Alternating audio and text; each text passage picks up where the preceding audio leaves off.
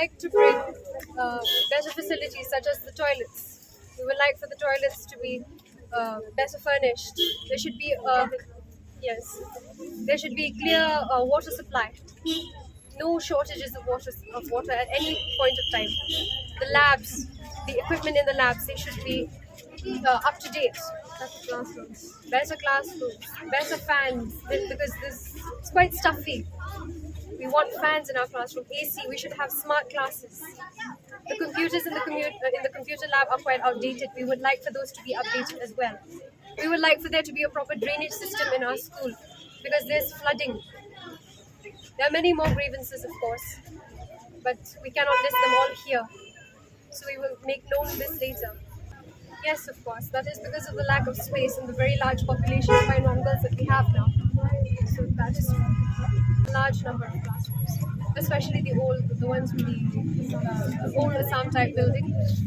Especially this. The auditorium is not in use.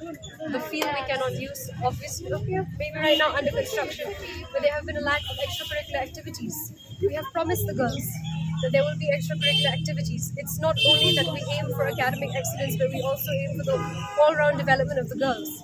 So we hope that, maybe with this, we're not only achieving better tools for academic excellence, but also so that the girls get a chance not only in education but through sports, through the theatrics, through the performing arts, a lot more.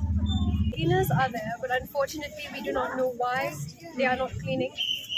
So we are not really we do not really have the authority to tell the people to remind the people of their duties, remind the people of what they have to do, because we're young people and it might be considered quite insulting sometimes.